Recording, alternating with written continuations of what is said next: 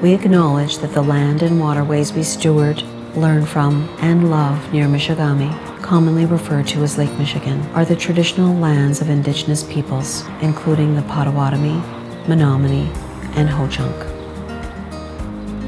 Past, present, and future caretakers of these lands and waters include the Ojibwe, Peoria, Sauk and Fox, Oneida, Mohican, Brothertown, and other Indigenous peoples.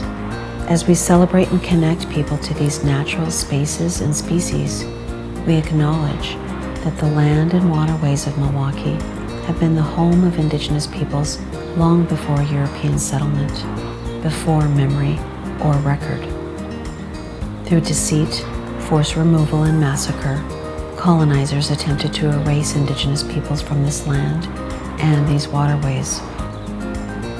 Indigenous people are strong and determined, and there are many communities in the Milwaukee area today who are keeping the stories, languages, and traditions of Indigenous peoples alive.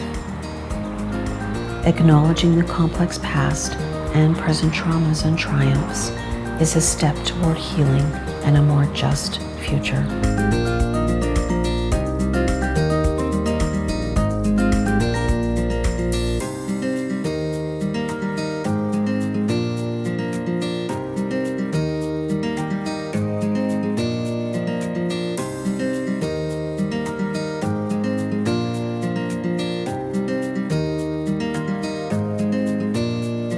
We're here today in the Menomonee River Valley in partnership with Urban Ecology Center.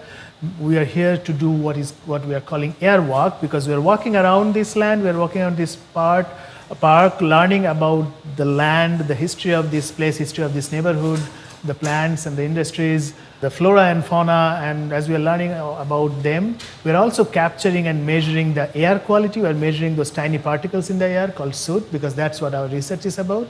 So we are trying to see how the land, the history of the land, and the geography of the land, and the industrialization, all of those things affect the quality of the air here. This is all part of raising awareness in terms of air quality, the air we breathe in, because we are all breathing in day in and day out. We sometimes don't know, because it's something that we can't see. So if things that we can't see, often we don't think about it. But that's the part of this. As we are walking, we are measuring those so that we can start to think and know and be more aware of what we and everyone else is breathing in. We have done fundamental research to see what soot particles actually look like. There has been much work. We still don't know a lot about the basics and the physics of soot, the chemistry of soot, the structure of soot. That's what we do at our lab. And using those results, we have come up with some innovative displays and artwork. So there are some artworks that actually looks at the soot particle and how the shadow changes, and it's a very dramatic display of the shadow and light and shadow using soot, because that's what actually soot does in the atmosphere when it affects the climate change. We also have soot captured from air, converted to ink by a company called Air Ink. So we are creating artwork using that air ink. It's actually drawing with air pollution.